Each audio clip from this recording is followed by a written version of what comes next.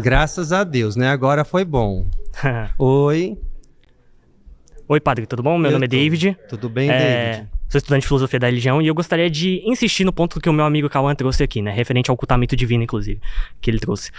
Eu queria qualificar uma fala dele, que é, na verdade, os pirahãs não é que eles não têm concepção de Deus, eles não têm a concepção do monoteísmo tradicional, que é o que o senhor acredita, é o que os católicos acreditam.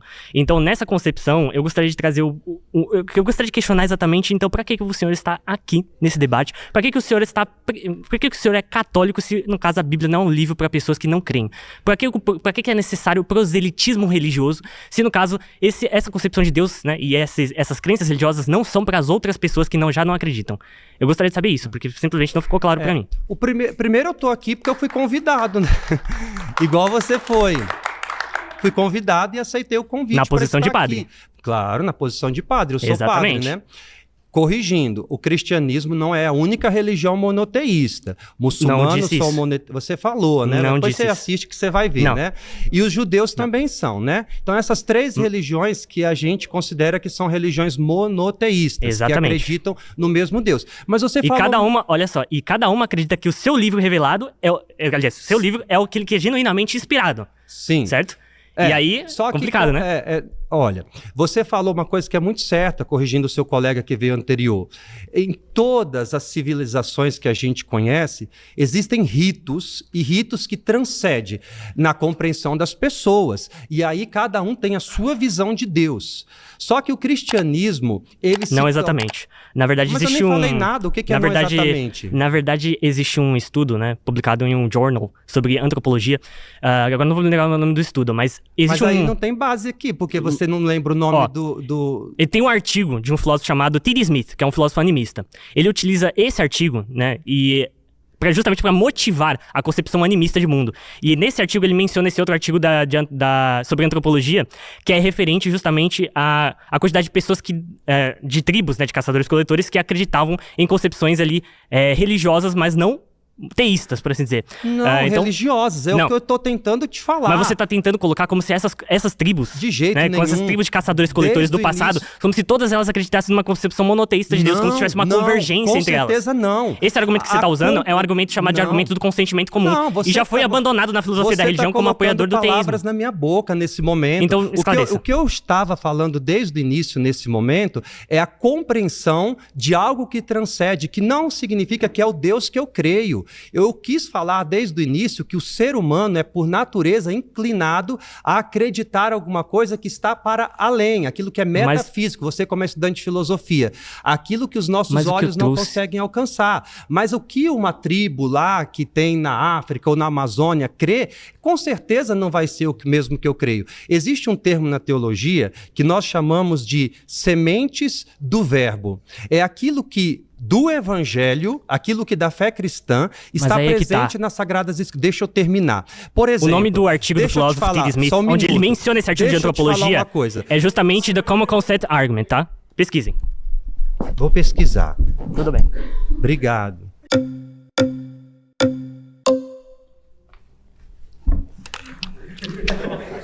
Agora eu fui zen. Oi. Olá, padre. Tudo bem? Prazer. Como é que você tá? Prazer. Tudo bem. Você estava falando sobre a Bíblia ser confiável. No Concílio de Latrão, no século XII, a Igreja Católica votou para fazer o casamento homossexual ser proibido, porque a Igreja Católica fazia o casamento homossexual até o século XII. O movimento político que conseguiu essa vitória no século XII, demorou 2 séculos para mudar, começou no século X. Eles faziam casamentos homossexuais e lésbicos. Tá? A Bíblia, no geral, ela não fala sobre homossexualismo porque era normal, era natural. A única coisa de referência a pessoas do mesmo sexo fazendo era sobre a pederastia, que é outro conceito, é diferente de ser homossexual, segundo a antropologia. E a única coisa que se refere a isso é sobre os ricos que escolhiam os adolescentes para tutelar e pegavam os pobres e obrigavam eles a ter relações. Era permitido, desde que fosse consensual. Mas como o pessoal que naquela época era considerado elite subjugava quem era menor, eles quiseram essa lei. Em Romanos se refere a essa lei, e em qual é? Levítico? Se refere a essa lei também.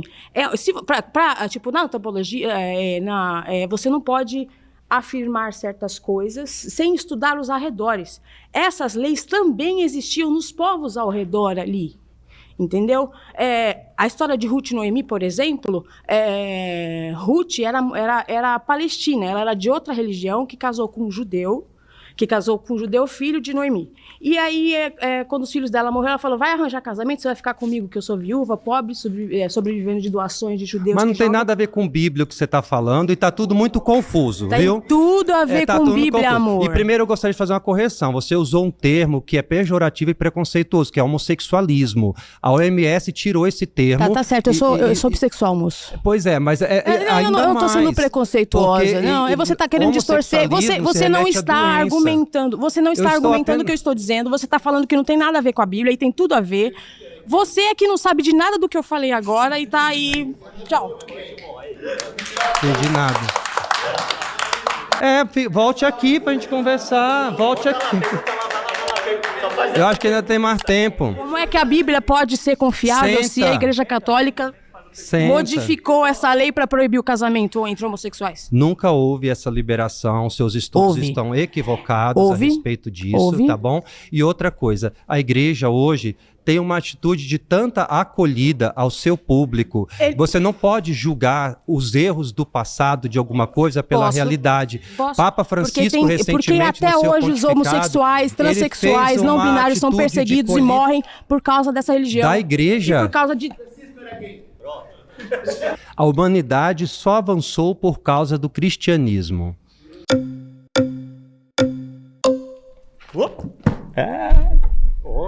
Tá roubando, pai. Eu sou um leigo, tá? Apesar de já conhecer várias religiões. Prazer, Fábio. Oi, Fábio, tudo bem? Bom? Eu tô, e você? Nada contra você, nada contra a Bíblia, mas eu só queria voltar um trechinho rapidinho da Bíblia, porque tem um fato muito curioso, que lendo a Bíblia, eu achei muito curioso que alguma passagem ali, Jesus some na adolescência e volta adulto depois de vivo. Tem algum registro dele, o que ele estava aprontando? Você pode responder depois, tá bom? Eu posso responder agora, antes de você continuar. E voltar pro tema. Não, aí eu volto pro tema só para não ter a pergunta do tema. A vida oculta de Jesus em Nazaré. Os evangelhos se detêm aquilo que é o essencial, que é a sua vida pública, do batismo até a sua ascensão ao céu. O que a gente tem é um relato de quando ele tinha 12 anos, que está escrito no Evangelho de Mateus, que mostra ele no templo. E ali fala que era submisso, obediente aos seus pais.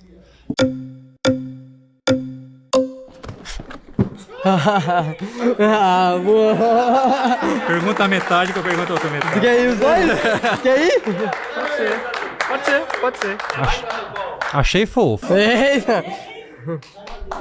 Tudo bem, padre? Prazer. Prazer é meu. Me chamo Pedro. Oi, Pedro.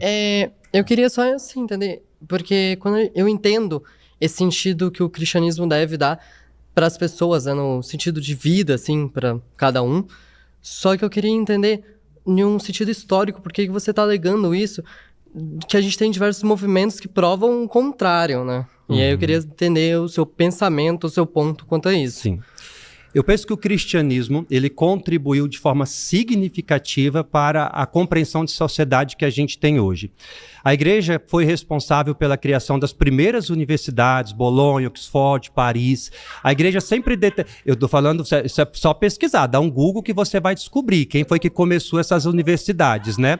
A igreja mantém hoje mais de 115 mil instituições voltadas tipo de ideologia a hospitais, orfanatos, acabaram com diversos pensamentos. Não, a igreja, depois da queda do Império Romano, como disse, que alimentou muita ignorância na cabeça igreja, de diversas pessoas, as escolas monásticas, monges copistas que copiaram escritos de Platão, de Aristóteles, que são a base da filosofia da ciência como a gente conhece hoje. Depois, escola escolástica, que foi uma visão geral a respeito de fé e razão. A gente não diverge da razão de maneira nenhuma. A igreja sempre teve, durante estes séculos, em vista do ser humano. A igreja é uma luz na escuridão. Mas a própria Inquisição, o que foi? Qual foi a Luiz que você falou? Você está pegando um período da igreja que Mas é um às período vezes... que aconteceu. A igreja tem 2000 anos. Você não pode resumir a igreja por atos de uma pessoa. Você Mas não não foi uma representa pessoa, todo foi o uma ateísmo. igreja O toda. ateísmo é muito maior do que você. A igreja também é muito maior do que uma pessoa em si. Ela sempre se Sim, manteve, padre, mas é o que eu falei. incentiva estudos na área da dignidade da interessante. pessoa humana. A igreja tem se mostrado no mundo como um farol. Basta ver recentemente aqui a atitude do Papa em relação ao presidente Então, dos padre, Estados mas Unidos eu acho como sinal profético. A igreja só que se coloca do ela lado não é da para pessoa todos, humana. por mais que ela ajude sim um certo nível ali de pessoas, para outros ela alimenta uma ignorância, que isso reflete na sociedade Qual a hoje em ignorância dia. que você está falando? Desde a Inquisição, padre. Preconceitos. Enfim. Obrigado, padre. De nada.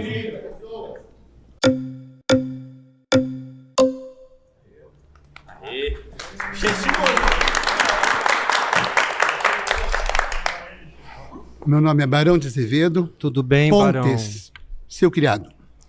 E o meu nome foi mudado porque Deus não me viu sendo violentado pelos meus tios.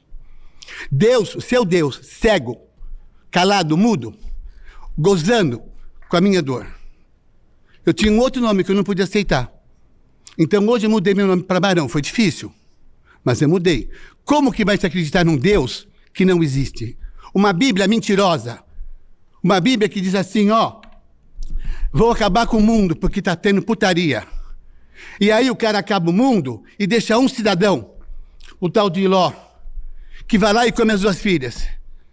Ah, amigo meu, o que é isso? Eu posso falar, Barão? Não, por enquanto Não? não. Não, porque eu tenho muita coisa para dizer para o senhor. Ah, a Igreja desculpa. Católica matou pessoas porque não concordava que a pessoa era livre. E aí, hoje ela mata também. O Vaticano está lá, aquele mundaréu de dinheiro. O Papa Francisco tinha um carro exclusivo só dele, no mundo dele. Isso é bom? Barão, primeiro, eu me sensibilizo com a dor que você tá. viveu, que eu acho que é uma pauta muito E importante. Deus, essa. quer saber de Deus. Estou falando de mim. Eu tô falando de Deus. com certeza se sensibiliza também. A gente não pode culpá-lo pelas mazelas do Claro ser que humano. pode, foi ele que criou. E eu te vejo de verdade uma pessoa tão fragmentada e necessitada de ajuda. E livre, né? Não, ajuda não. De você ainda? Não, de Ah, mim por não. favor, senhora. Ajuda eu vou levantar. psicológica. Não, por favor, não quero Não, ajuda. eu não Eu não posso quero te ajuda nem de ajudar, você, nem de ninguém. porque aqui- Você não pode nem ajudar você mesmo. Você está enfiado numa igreja onde você prega mentira. E você sabe que é mentira o que você está falando. Você sabe que não é verdade. Eu acho que Você sabe tem que é isso. Dá traumas- licença, até logo. Mas aí...